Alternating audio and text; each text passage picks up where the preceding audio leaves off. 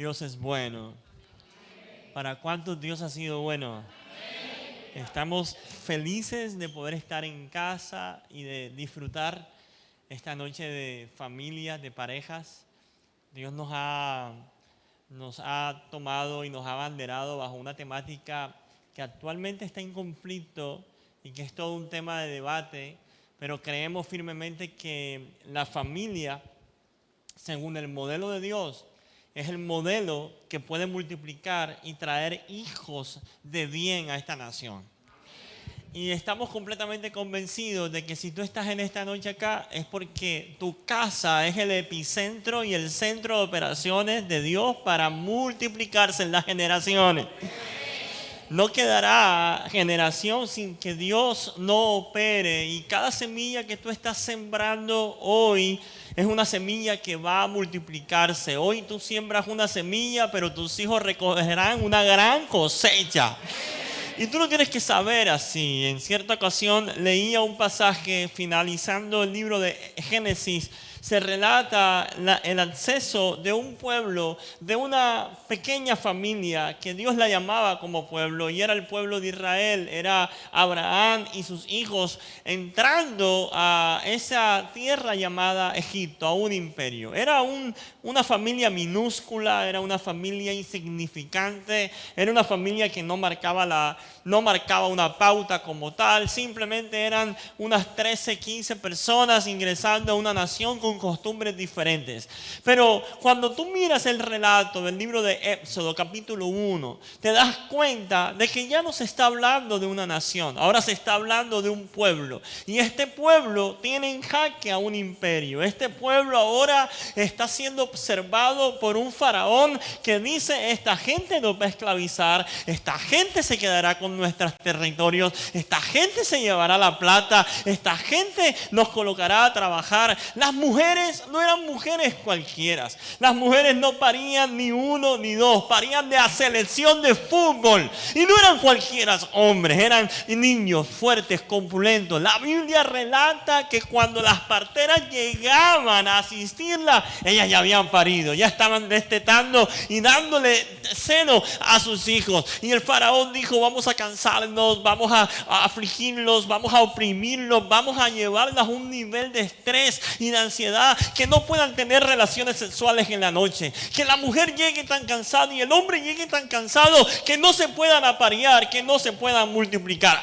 Pero tú miras el versículo 12. El versículo 12 del capítulo 1 del libro de Éxodo dice que entre más oprimidos eran, entre más excitados eran, entre más carga había sobre ellos, el favor de Dios era mayor, la multiplicación era mayor, la manera y la gracia de Dios era mayor. Y yo creo que si algo podemos nosotros estar seguros es que si este sistema vino a oprimir el modelo de Dios, van a tener que ver la multiplicación de Dios en nuestras casas y en nuestras generaciones como nunca antes. Y yo vengo a decirte a ti: tus hijos no se perderán, tu hija no se perderá, tus generaciones no se perderán. ¿Por qué? Porque hacen parte del modelo de Dios. Si alguien lo celebra conmigo, levanta esas manos, aplauda a Dios y dice: Señor, gracias, porque hago parte del modelo tuyo en mis generaciones.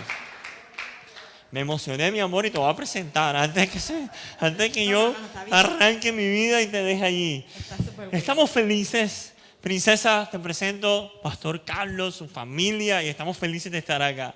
Claro, yo también estoy muy feliz de estar aquí, y con lo que tú decías hay algo muy curioso.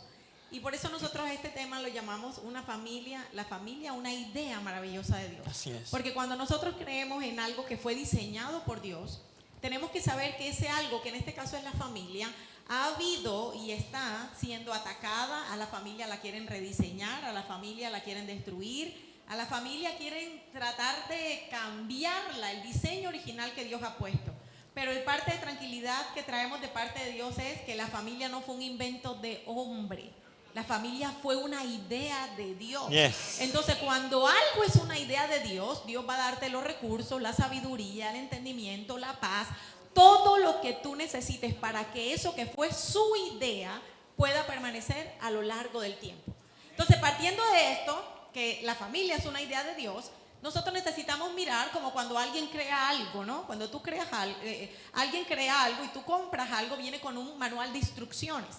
De pronto aquí en Latinoamérica nosotros no somos tan curiosos de buscar el manual. Nosotros primero miramos cómo funciona y después, que tenía un manual. Pero no, vamos a hacer como en el orden que debe ser. Hay un aparato y hay un manual. El manual dice cómo funciona porque lo creó el diseñador de ese aparato. Entonces, para nosotros saber y tener la claridad de que la familia es un diseño de Dios, vamos a acudir al manual donde nos dice cómo es que tenemos que hacer familia. Cómo nosotros tenemos que ir pese a las vicisitudes, pese a los embates, que la familia se pueda enfrentar, sacarlos adelante. Y es lo que hoy queremos compartirle, estos principios. Y el primero de ellos se encuentra en el libro de, vamos al principio porque ya. Al principio. Exacto. Okay. El primer principio, porque son 4 lo que vamos a mirar en esta noche. Y el primero tiene que ver con que nosotros nos tenemos que volver hijos y padres entrenados como piedras vivas. Ese es el primer principio. Hijos y padres entrenados como piedras vivas. Vamos a leer, voy a leer para ustedes, Primera de Reyes, capítulo 6, versículo 7. Primera de Reyes, capítulo 6, versículo 7. Y dice así: y cuando se edificó la casa, la fabricaron de piedras que traían ya acabadas, de tal manera que cuando la edificaban, ni martillos ni hachas se oyeron en la casa, ni ningún otro instrumento de hierro. Y aquí estamos, amor, frente a la instrucción que Dios le dio al pueblo de Israel para construir el templo, que era como la garantía que le daba al pueblo de saber que Dios estaba con ellos. Claro, y es bien importante entonces mirar el relato histórico, pero detrás del relato histórico hay una revelación de un modelo y un principio de Dios. El antiguo pacto es tipo sombra, figura, símbolo de lo porvenir. Eso lo dice Hebreos. Entonces tenemos que buscar en esta edificación cuál es el principio operante que podemos tomar para ahora construir un modelo según la idea de Dios. Y Pedro nos lo resuelve. Primera de Pedro, capítulo 2, versículo 5. Amor, lee para nosotros. Exacto. Pedro aterriza el mensaje y dice, Primera de Pedro 2:5. Y ustedes son las piedras vivas con las cuales Dios edifica su templo espiritual. Ustedes además son sacerdotes santos por la mediación de Jesucristo. Ustedes ofrecen sacrificios espirituales que agradan a Dios. Entonces ya nos aclararon el acertijo, claro, de quién era la piedra. Pedro nos resuelve el tema porque definitivamente no se está hablando de una construcción de piedra, hacha y martillo. Espiritualmente se está hablando de una construcción espiritual. Y en esta construcción espiritual, nosotros como entes, como hijos, como sacerdotes de Dios, venimos a ser esa piedra formada en Cristo para reflejar desde nuestras casas la imagen de Dios que fluye desde nuestras familias y corre a través de las generaciones. Entonces ahora tenemos que mirar el modelo según lo que Pedro nos está revelando. Si no son piedras ni ladrillos comunes, sino que es algo espiritual, entonces todo el contexto nos está hablando de un componente y un principio espiritual que opera desde casa. Y lo primero que tenemos que entender es que cada vez que la Escritura puede hablar o habla acerca de roca y piedra, hace referencia a una tipología de Cristo. Fue de la roca en Cristo que fueron provistos de agua cuando tuvieron sed en el desierto. Y él mismo diciendo, yo soy el agua viva que mana para vida eterna. Fue la piedra con la que se edificó la casa que no caía. Mientras la casa estaba en la arena, los vientos y las tormentas venían. Pero mientras estuvo en la piedra, la casa fue inderribable. Fue la piedra la que pudo tomar los brazos de Moisés y pudo levantar las manos en la guerra contra Amalek, dando a entender de que era la misma imagen de Dios trayendo fuerza y victoria sobre el pueblo. Y es la misma piedra que ahora Dios quiere construir desde el centro de nuestros hogares. Es la misma piedra que se tiene que forjar. Pero Pedro está diciendo, no solamente ustedes son la piedra, sino que también son el sacerdocio. Y la labor del sacerdote era poder identificar en el pueblo los talentos y los dones. Había gente que sabía tejer telas, había gente que sabía trabajar el cuero, había gente que sabía trabajar la madera, había gente que sabía edificar, y el sacerdote era quien seleccionaba según los talentos y podía delegar tareas. Pero me encanta esto, porque para aquellos que eran constructores se les dice, vamos a construir, pero esta construcción no será cualquier construcción, porque vamos a edificar de tal manera de que no haya sonido de hacha, ni de martillo, ni de polvo en la casa. La orden era, mientras el altar arde, se edifica. Mientras hay sacrificio, se edifica. Mientras hay altar, se edifica. La orden era clara, tenía que ser una construcción sin ningún ruido distractor. Ahora lo aterrizamos a nuestras vidas. El llamado es a que tú y yo seamos constructores de la vida de Dios en nuestras comunidades. Y yo sé que lo que yo estoy diciendo es bien complejo, porque estas familias tomaban de las canteras las piedras. Las piedras no se parecen una con otra. Dios no estableció una edificación con ladrillo. El ladrillo ya existía. El ladrillo era más cómodo. El ladrillo ahorraba tiempo. El ladrillo era colocado uno sobre el otro y no había que hacerle guía. Simplemente el ladrillo era una muy buena invención. Pero Dios dice, yo no quiero tu modelo, yo no quiero tus formas, yo no quiero tus ideas. Yo tengo mi idea, y en mi idea se construye con la idea de Cristo en casa. Yo quiero que tú forjes esa piedra. Yo no me tienes sin cuidado si tú crees si es hombre con hombre, mujer con mujer, gato con perro. No, en mi idea es hombre y varón en casa. Está claro. Dios está diciendo, no estoy interesado en lo que tú opines. Yo tengo una idea, yo soy el creador, yo soy el diseñador, yo sé cómo hice esto, y esto funciona con mi idea. Y la idea era, vayan a la cantera, las familias entrenadas, tomen las piedras y llevadas las piedras a la casa, fórjenlas. ¿Qué hacían las familias? Tomaban las piedras, no forjaban el ruido, ni el martillo, ni el polvo, ni todo el rudimento de una construcción en el lugar del altar. Ellos iban a su casa, tomaban esa piedra, tenían una guía, tenían que coger esa piedra toda deforme, llevarla y pulirla a tal manera de que ella pudiese tomar una forma, una guía, porque piedra con piedra se colocaban en la edificación. Cuando las familias regresaban al templo, ellos colocaban la piedra, y ahora la piedra encajaba completamente, porque fue pulida ¿desde dónde? Desde casa. Y así se edificó. El tema es que aquí el principio es que nosotros tenemos que edificar familia y modelo de Cristo desde casa.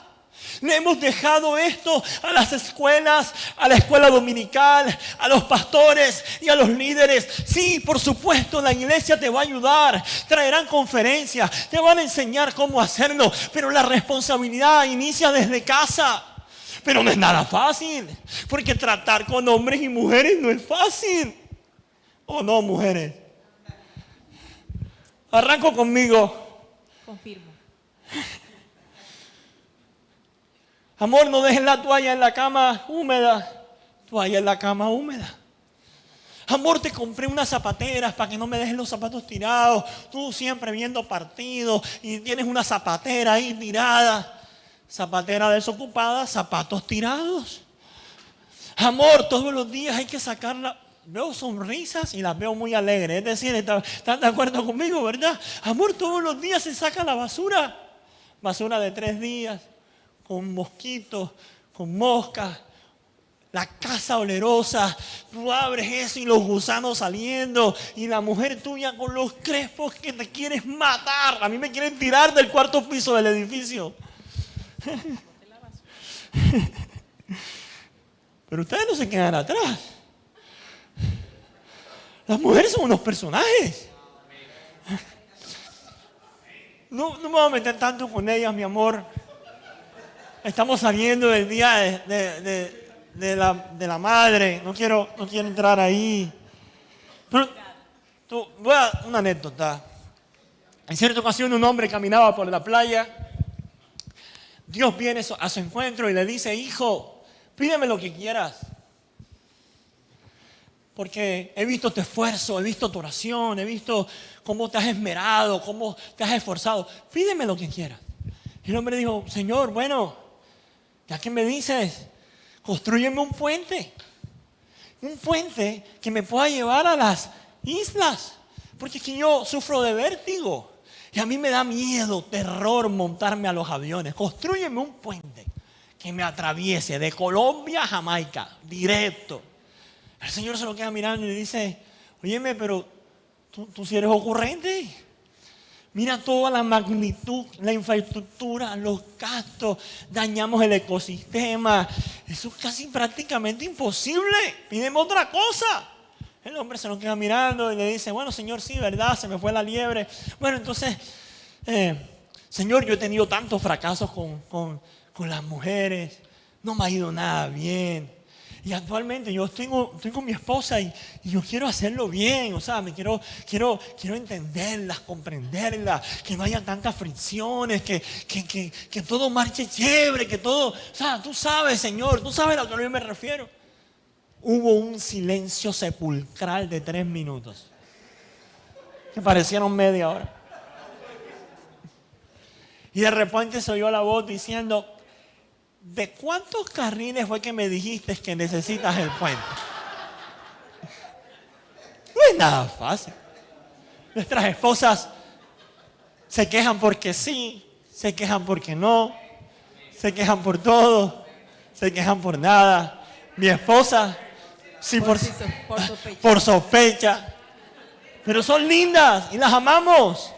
Son una bendición. Pero la Biblia dice que tú y yo somos forjados. ¿A qué? A llevar la medida de Cristo. No es el pastor, no es el liderazgo, no es misión de la iglesia. La medida de Cristo se forja desde casa. El hijo obediente, el hijo estudioso, el hijo de bien se forja ¿en dónde? Desde casa. Cuando nosotros nos tomamos el oficio de no entorpecer la adoración, no provocamos una iglesia obesa, quedada, preocupada por asuntos que no le competen. Cuando tú te ocupas y tú devuelves de tu casa y llegas a este lugar y ahora el dolor de cabeza del pastor no es que si se van a separar, que si se van a divorciar, que lo trató bien, que la suegra llegó de visita, que el niño lo echaron nuevamente del colegio. No, el pastor no está preocupado por eso. El pastor está cabezón porque ahora esa familia está regresando y le está diciendo: pastor, aquí hay un misionero, un hijo de Dios, aquí hay un ministro, aquí hay un evangelista, aquí hay un pastor. Vas a tener que mirar a ver dónde lo vas a mandar, porque yo estoy forjando la medida de Cristo. ¿En dónde? Desde mi casa. Lo que se tenga que hacer se hace ¿desde dónde? Desde casa. Que cuando volvamos a estos lugares, el altar no se frene, la adoración no se frena, el sacrificio no se frena, la palabra no se frena. Y cuando llegamos a sumar, a multiplicar, pero nunca a restar, a dividir y a estancar. Ese no es el modelo de Dios. El modelo de Dios son familias que crecen desde casa. Dile a alguien ahí, dile a tu esposo: ¿estás escuchando? Desde casa se forjan las familias según el modelo de Dios. Así es. Entonces, el primer principio: hijos y padres entrenados como piedras vivas. Y el segundo tiene que ver con hijos entendidos en su rol sobre la tierra. Primero, hijos y padres entrenados como piedras vivas, y ahora hijos entendidos en su rol sobre la tierra. Resulta que, vamos a hacer como un recuento, cuando nosotros vemos la Biblia de Génesis, Apocalipsis, yo creo que como la quinta, sexta regla de hermenéutica cuando estudiamos escuela bíblica enseña que nosotros tenemos que mirar la Biblia de Génesis, Apocalipsis y mirar si la idea concuerda y si lleva toda una verdad. Si nosotros aplicaríamos esta regla a poder tratar de describir lo que es Dios, entonces nos damos cuenta que Dios es un Dios que todo lo tiene bajo control. Que Dios es un Dios que todo lo ha previsto, todo lo ha pensado, todo lo ha diseñado, Y una muestra de esto es cuando creó al hombre en el paraíso. Cuando estaba Adán y Eva en el paraíso, luego que Adán y Eva llegaron, ya tenían todo. A Dios no se le olvidó que necesitaban oxígeno, que necesitaban sol, que necesitaban alimento. Dios le provió todo lo que ellos necesitaban. Entonces aquí tenemos algo una verdad muy cierta, y es que Dios es un Dios que todo lo tiene bajo control. Mi vida y tu vida también están dentro del diseño de Dios. También están pensadas por Dios. Hay una situación, hay un momento de nuestras vidas que hay veces atravesamos por angustias existenciales, que nosotros los psicólogos le llamamos así. Porque la gente empieza a dudar de por qué vino a la tierra, de a qué vino a la tierra, y que inclusive pueden pensar de que vinieron a la tierra por accidente. Porque quizás detrás de la puerta algún día de sus padres se enteraron que habían sido producto de un olvido del medicamento. O algunos se enteraron que fue producto de una noche loca y por eso fue que vinieron. Otros le dijeron, realmente a ti no te estábamos esperando, tú nos tomaste de sorpresa. Y esto quedó en la mente inconsciente de esa persona, y luego en un determinado espacio de su vida comienza a creer que su vida fue un accidente, de que no vino, de que no estaba planeado, que había llegado. Y es allí donde de pronto nosotros tenemos que empezar a entender que nosotros tenemos que crear a nuestros hijos sabiendo que ellos sean entendidos en el rol que le corresponde. A mí me llama la atención porque el salmista David dijo en una ocasión, mi embrión vieron tus ojos, y en tu libro estaban escritas todas aquellas cosas acerca de mí sin faltar una de ellas. Entonces el salmista David me está diciendo que mi vida ya fue planeada por Dios, que Dios ya había escrito de mí algo. Entonces la pregunta que nos tenemos que hacer es ¿por qué llegan momentos de nuestras vidas en que nosotros no sabemos a qué venimos a la tierra? Nosotros no sabemos cuál es el sentido de nuestra vida, a qué vinimos, cuál es el plan, no nos conocemos a nosotros mismos. Y esto también tiene una razón teológica, y vamos a irnos al principio, antes de que fuera creada la tierra. Se dice que cuando hay un ataque de un reino al otro, lo primero que se da a conocer es el daño objetivo que le produjo este reino al otro reino. Y luego, a lo largo del tiempo, se empiezan a develar cuáles fueron los daños colaterales.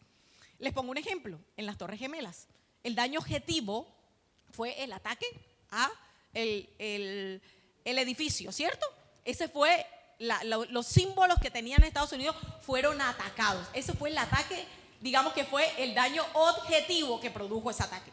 Pero luego, a lo largo de los años, empezaron a develar los daños colaterales que este ataque objetivo dejó en la historia.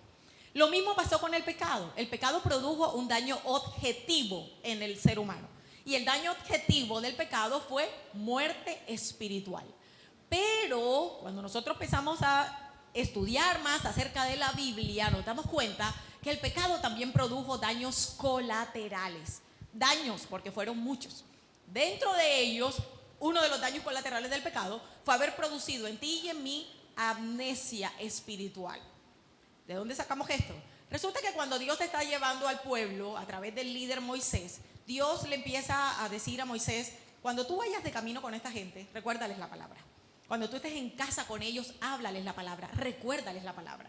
Cuando estés reunidos con ellos, háblales y recuérdales la palabra. Colócase en las ventanas, en las puertas, en los dinteles, y siempre había un énfasis en recuerda, recuerda, recuerda. Tu cerebro y el mío no puede recordar algo a menos que ya lo haya conocido. Esto se llama evocación. Esto es lo que nos pasa cuando nosotros de pronto vamos a la cocina y vamos a buscar una taza de café, y cuando vamos llegando a la cocina decimos, ¿qué fue lo que yo vine a buscar? Pero si damos 4 pasos atrás, decimos, sí, el café. ¿Por qué? Porque hicimos un proceso de evocación y nuestro cerebro está diseñado para eso, para recordar un conocimiento previo. Entonces es por esto que tenemos que entender por qué Jesús, cuando estaba reunido con sus discípulos, Jesús dijo, ¿saben qué? Cuando ustedes se reúnan en memoria de mí, ustedes van a comer un pan y también van a tomar una copa. Pero esto, ¿ustedes lo van a hacer en qué? En memoria. En memoria de mí. Quiere decir que cuando tú y yo venimos a espacios como estos, nosotros no venimos a espacios como estos porque no tenemos nada que hacer en la casa. La iglesia no existe para entretenernos. La iglesia existe para que tú y yo podamos recobrar la memoria eterna. Para que nosotros podamos saber y la guía del Espíritu Santo nos pueda ir mostrando a través de que tu espíritu y el mío está siendo expuesto a la palabra de Dios, entonces yo voy a tener un recobro de esa memoria eterna. Y yo voy a saber para qué fue que yo vine a la tierra. Y ese es el trabajo que nosotros tenemos que hacer como padres. Nosotros tenemos que tener una certeza cuando teniendo nuestros hijos, que nosotros podemos ver a nuestros hijos venir en la condición que ellos quieran llegar, pero nosotros tenemos tal certeza de Dios, de lo que Dios ha dicho de nuestros hijos, de lo que Dios me prometió cuando me lo dio, de lo que Dios dijo cuando yo lo tenía en su vientre, que Él puede venir en la condición que Él quiera, pero yo no voy a tener intranquilidad ni me voy a angustiar por cómo lo estoy viendo. Porque yo no voy a estar creyendo lo que están viendo mis ojos físicos. Yo voy a estar creyendo la promesa que reposa sobre su vida. Entonces yo lo voy a sentar tranquilamente y le voy a decir, ¿sabes qué, hijo? Eso que yo estoy viendo no fue lo que Dios me mostró de ti. Porque lo que Dios me mostró de ti es que tú eres una mujer santa, consagrada, Amén, que has de servirle a Dios. Yes. Eres un hombre que has sido y has nacido para mostrar y manifestar la gloria de Dios. Amén. Entonces yo porto esa tranquilidad que da cuando nosotros estamos viendo un partido de nuestro equipo preferido, pero lo estamos viendo en diferido, que nosotros sabemos que ya ganó. Entonces el otro equipo nos puede amenazar, está que pega, que para, y nosotros estamos relajados. ¿Por qué? Porque sabemos que nuestro equipo ganó. Lo mismo tenemos que hacer nosotros. Nosotros tenemos que estar con la certeza y la seguridad que los hijos que Dios nos dio, nosotros no hemos parido hijos para las tinieblas. Nosotros parimos hijos que han de servirle a Dios. Amén. Esa certeza la tengo que dársela yo como madre. Amén. Esta seguridad te la tengo que dar yo. Porque yo tengo que actuar desde mi unción profética, que como madre tengo que saber que cada palabra que sale de mi boca cobra una realidad en la vida de mi hijo. Una de las cosas que yo les digo a las madres cuando los tengo en consulta es: nunca apuntes no ataques a la persona, ataca a la conducta, no a la persona.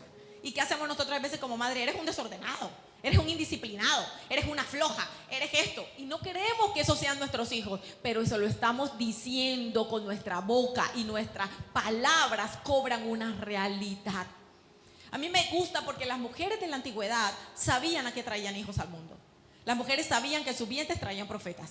Ellas sabían que en sus vientres venían libertadores. Ellos sabían que en sus vientres venían hombres de Dios que iban a transformar una nación. Por eso los nombres que ellas le colocaban a sus hijos también venían cargados de una verdad eterna. Que cada vez que el hijo sabía o escuchaba el nombre, era como si les recordaran: tú viniste a libertar a Israel, tú viniste a ser un profeta, tú viniste a hablar la palabra de Dios. El nombre tenía una verdad cargada y espiritual. Nosotros no vamos a ver en la Biblia nunca a las mujeres del Antiguo Testamento buscando el nombre de futbolista de moda, del atleta de moda, de la reina de belleza para ponerle al peladito que venía en camino. Ellas le ponían el nombre que traían una verdad espiritual, que definía lo que ellos venían a la tierra. Y a mí me gusta mucho pasar en este aspecto y darte la participación, amor, porque tú lo explicas mejor. Y tiene que ver con que nosotros cuando yo llego a este punto, la primera afectada soy yo. Porque resulta que es que yo me llamo Ingrid Patricia. Y cuando usted busca la Biblia de Génesis y Apocalipsis, usted no encuentra ninguna Ingrid y usted no encuentra ninguna Patricia por ninguna parte. Entonces ahí es donde yo digo, bueno, ¿qué esperanza hay? Porque resulta que ni Ingrid ni Patricia aparecen en la Escritura. Entonces, ¿qué tiene Dios para mí si mi nombre no vino cargado con esa verdad espiritual? Porque, por ejemplo, en tu caso, mi esposo se llama José David. Y ambos aparecen ahí en la Biblia. Tú coronaste, pero yo no. Entonces, contextualiza. Abraham tiene H y tiene A. Y Abraham era padre exaltado, pero Abraham es padre de multitudes. Jacob era un usurpador, un ladrón, pero fue llamado Israel para convertirse en el príncipe de una nación. Saulo era un asesino de cristianos, pero fue llamado como Pablo para convertirse en el apóstol de 3 continentes. Simón era un simple pescador y se le cambió su profesión para que fuese Pedro, un pescador de almas. Yo creo que en noches como estas, palabras como la que hoy Dios está entregando a nuestras vidas son más que suficientes para que tengamos un encuentro, una puerta en nuestro Damasco y poder entender para qué Dios nos ha llamado, que no tienes cualquier cosa en casa, que tenemos sacerdotes príncipes, reinas, princesas que van a servir al Señor. Y tú no vas a declarar y vas a decir, no tengo cualquier cosa en casa, tengo reyes y sacerdotes al servicio del Padre. En cierta ocasión, la reina Leonor, Leticia, fue a la escuela de su hija Leonor. Son princesa y reina de España. Y ella fue a revisar el menú y encontró ciertas cosas que no podían comer los reyes. Ella llama a la junta directiva y dice, he hecho una investigación, una revisión, y ustedes tienen en su menú una serie de cosas y alimentos allí que no competen a la nutrición de la futura reina de España. A mí me encanta porque Leticia está cuidando lo que va a ser, pero esta niña llamada Leonor no vive su presente creyendo que en lo que va a ser, sino que vive su presente representando lo que ya es para la realeza, y es la próxima reina de España. Por eso es que tú no vas a ver a Leonor ni en TikTok, ni en WhatsApp, ni haciendo reel, ni bailando, ni haciendo... No, Leonor está enfocada. ¿Está enfocada en qué? A ella se le exige que tiene que comer lo que tiene que comer. A ella se le exige que tiene que ir y prestar el servicio militar. A ella se le exige que tiene que hablar, tiene que ser políglota, hablar más de 5 idiomas. Ella no tiene cualquier universidad. Ella tiene una universidad donde escasamente hay 3, 4 alumnos y tiene el mejor pool de profesores tratando de enseñarle a esta niña problemas globales contemporáneos. Mientras nosotros vemos un partido, Leonor está sentada con su padre escuchando el conflicto de Palestina, interviniendo en el conflicto de Estados Unidos. ¿Por qué? Porque a pesar de que no es la reina, ella vive, camina, habla, porta y se comporta como la futura reina de España. Y Leticia dice, ustedes tienen aquí a la futura reina. Y necesitamos que asegurar que su vida en la tierra sea una vida longeva. Tienen que retirar estos carbohidratos. Tienen que retirar estas bebidas azucaradas. Tienen que retirar este tipo de legumbres. Y tienen que retirar este tipo de proteínas. Porque la realeza no come esta comida. Yo te voy a decir algo. Es muy fácil venir a la iglesia y decir que el espíritu de Netflix está atormentando al niño. Es muy fácil ponerle nombres espirituales a asuntos que tienen que ver con un menú. Yo soy un convencido que este tipo de redes, yo soy un consumidor de redes, mis redes están a full, mi esposa también, pero las sabemos usar estratégicamente. ¿Para qué? Para poder ser influencia. Pero yo te voy a decir algo, uno de los mayores dolores de cabeza es el menú que nuestros hijos están consumiendo desde casa. No es que haya un exceso de depresión, no es que haya un exceso de angustia y de estrés, es que lo que consumes está diseñado para atormentar la mente de nuestras generaciones. Y antes de ponerle un nombre espiritual, antes de echarle las culpas al infierno y al demonio, comienza a revisar cuál es el menú que está consumiendo tu hijo en casa. Probablemente descubrirás que muchas cosas van a cambiar en él cuando comience a cambiar y a dejar de consumir eso que está ahí, está diseñado para dañar y perturbar su mente. Número 1, necesitamos padres e hijos entrenados como piedras vivas.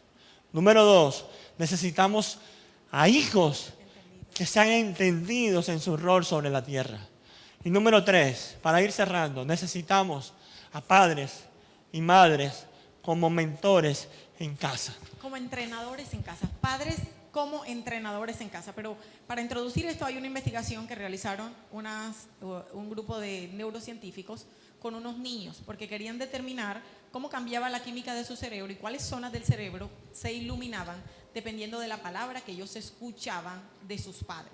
Entonces reunieron a los padres y tenían niños menores de edad, y los niños, su cerebro estaba con unos electrodos, y en la imagen aparecían las zonas de su cerebro que se iluminaban, y esto tenía una interpretación de acuerdo a los científicos. Entonces le pidieron al padre de familia que le diera una palabra de afirmación a su hijo en cuanto a identidad. Cuando el niño escuchaba la palabra de afirmación por boca de su papá en cuanto a identidad, había, de acuerdo a la química de su cerebro, la interpretación que daban los científicos era que había una probabilidad del 98% que el niño creyera, actuara y viviera conforme a esa palabra que había escuchado por boca de su papá. Y ahora le pidieron a la mamá que le diera la misma palabra de afirmación en cuanto a identidad para ver cómo funcionaba su cerebro, cómo cambiaba la química. Y para poder lograr lo mismo que el papá lograba con una sola palabra, la mamá tenía que repetírsela 14 veces. Ahora cambiaron la palabra, ahora no era una palabra de afirmación en cuanto a identidad, ahora era una palabra de afirmación en cuanto a cuidado. Cuando el niño escuchaba una palabra de afirmación en cuanto a cuidado por boca de su mamá, había una probabilidad del 98% que este niño creyera, accionara y viviera conforme a la palabra que había escuchado. Para que el papá pudiera lograr el mismo efecto que la mamá lograba con una sola palabra, el papá tenía que decírsela 14 veces. Y los científicos entonces se dieron cuenta que los niños, la crianza de los niños, no solamente estaba a cargo de papá y mamá, sino que existían otros actores que hacen parte de la formación, del carácter, del cuidado de los niños. Entre eso estaban los maestros, los entrenadores, el maestro de la escuela dominical, el tío, la abuela, la cuidadora. Y le pidieron a estas personas que también le dieran una palabra de afirmación en cuanto a cuidado y una palabra de afirmación en cuanto a identidad. Para que estas personas externas pudieran lograr lo mismo que el papá lograba con una palabra y la mamá lograba con una palabra, estas personas tenían que repetírsela 70 veces. 70 veces para lograr lo que tú como papá con una sola palabra puedes lograr en el cerebro de tu hijo. Y tú como mamá con una sola palabra puedes lograr en el cerebro de tu hijo. Entonces es por esto que primero la investigación cada vez más, la ciencia cada vez más nos está diciendo unas verdades que la Biblia ya no las había dicho. Número 1, que el matrimonio está constituido por hombre y mujer. Y que hombre y mujer son los que son responsables de la formación del carácter, de la autoestima y del autoconcepto de esa persona. Necesitan presencia femenina y masculina. Y mucho más cuando aparecen los 12 años en los niños, porque digamos que la mamá hace como ese papel de protección, pero el papá da esa patadita de preparación para la vida. Entonces, por eso es fundamental la presencia de papá y mamá. Es por esto que nosotros nos tenemos que volver y saber, para ya poder cerrar, porque ya el tiempo como que ha avanzado, poder determinar en casa quién de nosotros está teniendo la autoridad en nuestra casa. ¿Quién está llevando la autoridad en casa? Porque para mí la autoridad siempre funge como una silla que no puede permanecer vacía. Hay un orden de parte de Dios. La Biblia dice que el hombre es la cabeza, la mujer es la ayuda idónea y los hijos se sujetan a los padres. Es un tema de autoridad. Y aunque la Biblia lo dice, desde la ciencia y como psicóloga les digo, que hay un modelo que es el modelo sistémico, que es la forma que nosotros utilizamos para observar a la familia, para intervenir la familia. Y cuando existe un desorden en la familia, cuando existen unas situaciones en la familia, situaciones de salud, situaciones económicas, situaciones de conflicto, de problemas que no se sabe cómo solucionarlo a nivel de familia, lo primero que nosotros tenemos que hacer es llevar a la familia al orden. Porque cuando hay un orden, entonces nosotros podemos estabilizar la familia. Pero esto ya Dios lo había dicho. Así que la pregunta que nos debe quedar a nosotros hoy, orbitando en nuestra mente, y que el Espíritu Santo sea el que nos ayude a darle respuesta, es saber en nuestra casa, hoy, quién está ocupando la silla de autoridad. ¿Quién está ocupando la silla de autoridad? Si la silla de la autoridad la está ocupando la autoridad que Dios ha colocado en casa. O si es posible que por el conocimiento la silla de autoridad la esté ocupando alguno de nuestros hijos. Porque suele pasar que hay un principio que rige la autoridad. Y es que quien tiene el conocimiento tiene la autoridad. Así que cada vez más nosotros como padres vamos cediéndole autoridades a nuestros hijos porque nuestros hijos aparentemente están teniendo más conocimiento que nosotros. Y el que tiene el conocimiento tiene la autoridad. Así que hoy nos queda de tarea este tercer principio que tiene que ver con volvernos esos padres entrenadores en casa, que podamos ser esos sacerdotes en casa. ¿Y cómo lo podemos hacer? Cuando cada uno de nosotros cumple el rol que le corresponde en el hogar. Por supuesto, y cerramos con esto. Una de las cosas que nos encanta compartir cuando hablamos acerca de esto es mirar retrospectivamente nuestra casa y nuestra familia. Ya tú te diste cuenta, yo nací con labio de Porini para dar hendido. Y soy un milagro de parte de Dios. Yo hablo porque soy un milagro que habla, literal. Algún día vendré y compartiré y podrás llevarte el libro también que escribimos para inspirar a esta generación. Pero a mí me encanta porque mientras yo no podía hablar, mientras yo no podía orar, mientras yo no podía interceder, Dios levantó sacerdotes y profetas en casa para provocar el milagro que yo no podía provocar, para producir la vida de Dios que yo no podía producir.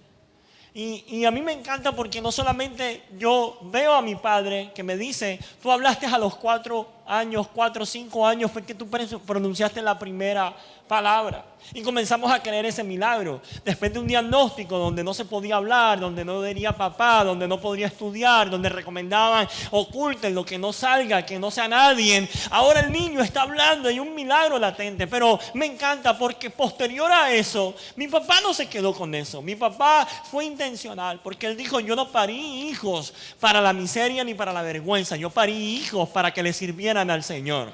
Y yo recuerdo perfectamente, en mi casa jamás y nunca se movió la radio del dial de la emisora cristiana.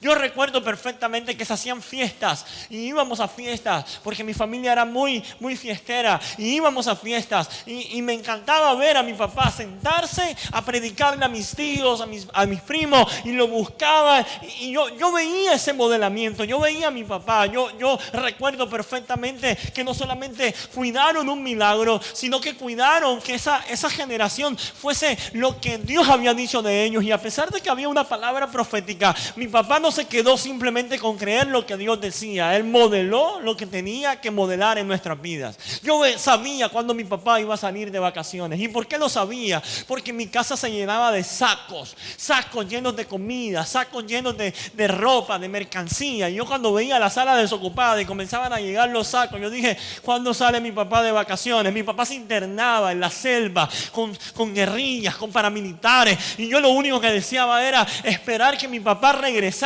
para que me contara lo que Dios hacía cuando Él estaba allá arriba. No me obligaba, nunca pude ir, pero siempre fui inspirado y con razón ahora hago lo que hago y me dedico a lo que me dedico. ¿Por qué? Porque hubo un padre que me inspiró y me modeló lo que era vivir apasionadamente para Dios. Yo soy nieto de pastores, hijo de pastores, pero mi esposa se convierte en su adolescencia. Su mamá se convierte producto producto de nada. Se convierte ya habiendo tenido sus 5 hijos, ¿verdad? Ya tenían todos crecidos y ella se convierte y ahora esa madre comienza a creer porque su esposo se convirtiera y ahora se convierten y comienzan a orar. Y mi esposa me dice, mi esposa es de las que todas las noches se baña y ella me dice, yo me bañaba y me acostaba y cuando amanecía con la cabeza, la frente llena de aceite, las manos llenas de aceite, la boca llena de aceite, los pies. Y vamos a ver que en la iglesia había una de esas ancianas de oración y de guerra espiritual que ella decía que había que ungir a los hijos con aceite mientras dormían. Y mi suegra iba todos los días a ungir, a pedirle al Señor, Señor, estas piernas te van a servir, estos pies no caminarán, las calles de Barranquilla no bailarán salsa. Mi hija será una mujer de Dios, caminará al mundo, llevará tu palabra. Ungía su boca, ungía sus oídos, ungía su frente. Y hoy por hoy probablemente la gente dice, ay, qué lindo lo hacen, cómo se compenetran, cómo logran hacer eso. Yo te voy a decir algo, ni siquiera es de nosotros, lo parieron nuestros padres, porque entendieron que eran padres y madres que tenían que pulir y forjar la imagen de Cristo en su casa. Ponte de pie en esta noche, por favor. Ya nos están regalando 3 minutos. Regálenos 2 más para poder tener un tiempo de ministración. Súbele el volumen a la canción que está sonando ahí. Fuerte, fuerte, fuerte ese volumen. Y quiero que te conectes en este momento con la palabra que Dios te ha entregado a tu corazón. Si estás con tu esposo, si tienes a tu familia acá, si de pronto no están juntos, vamos, busca a tu familia, tómale de la mano Y estando allí, haz un compromiso con Dios en esta noche. Diciéndole, Señor, vamos a forjar tu medida desde casa. Nos vamos con el compromiso de ser multiplicadores, de sumar, de nunca restar, ni dividir, ni estancar. Nos vamos con el compromiso de poder ser familia según tu modelo. ¿Sabe cuál es el desafío ahora? Míreme a los ojos por un momento. El desafío ahora es acotar la brecha generacional. Es lo cuarto que te queremos compartir. Necesitamos hacer una reconciliación entre nuestras generaciones.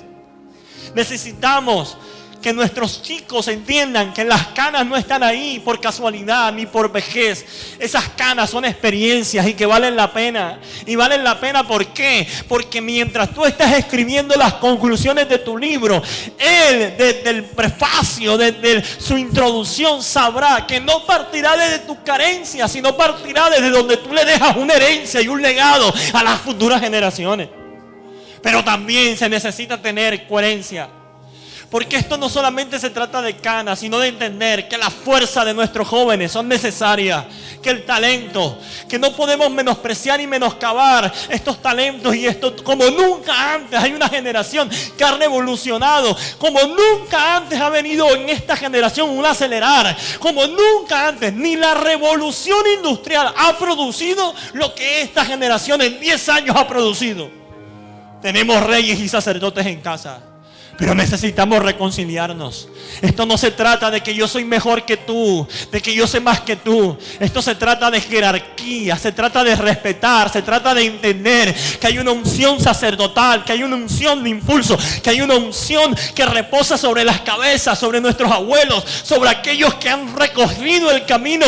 Reconocer que ellos tienen palabras de sabiduría en su boca, pero también saber que tiene saetas en manos de valientes que van a ser impulsados a lugares donde tú nunca vas a poder llegar.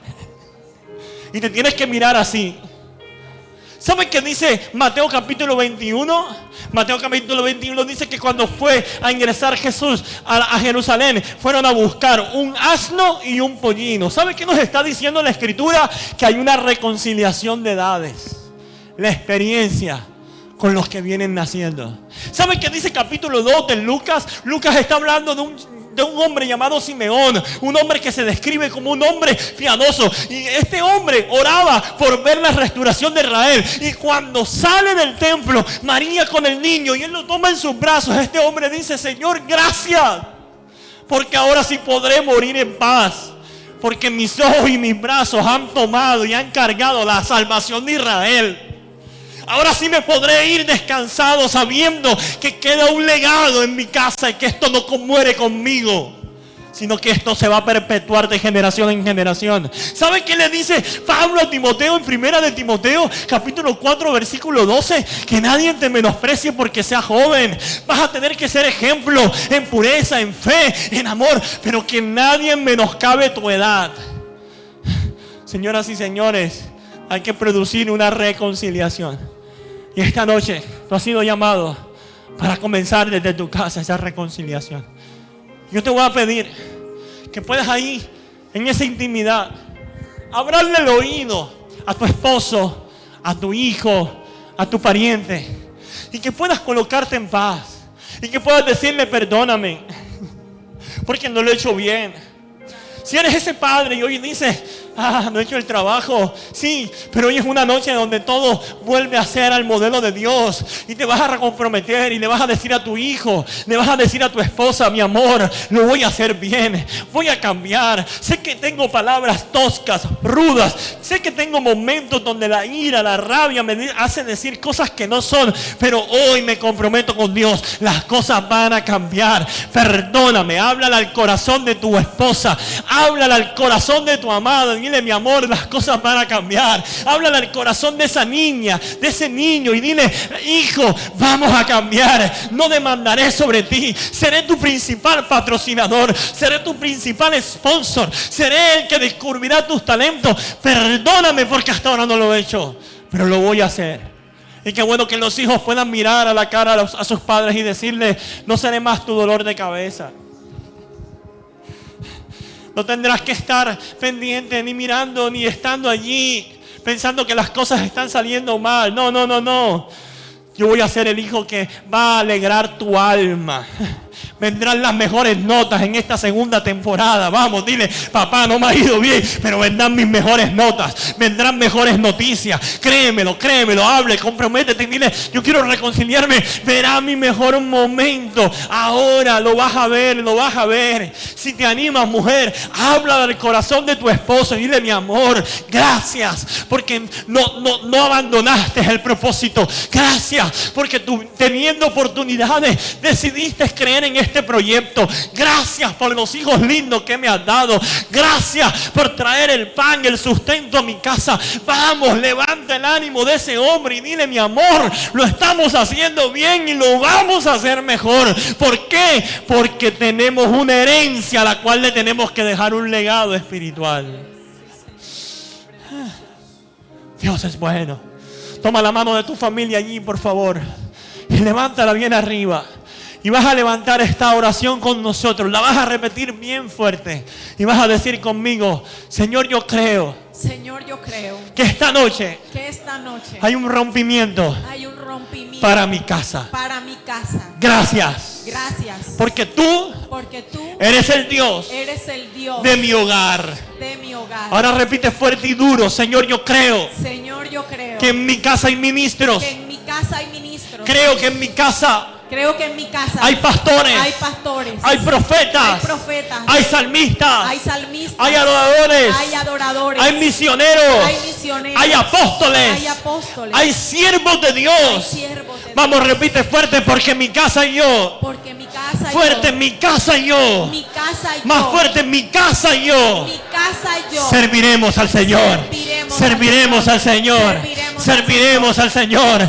Vamos, aplaude fuerte al Señor. Arriba, arriba, arriba, arriba. Y dile: en mi casa y yo serviremos al Señor. Amén. Amén. Y amén. Gracias, iglesia. Estamos felices de poder estar acá. Y sé que ha sido un tremendo tiempo, de verdad. Ha sido una honra para nosotros poderles visitar. El Señor les continúe añadiendo gracia, paz, favor, misericordia, conexiones, milagros. Yo sé que así va a ser. Dios les bendiga. Mil bendiciones.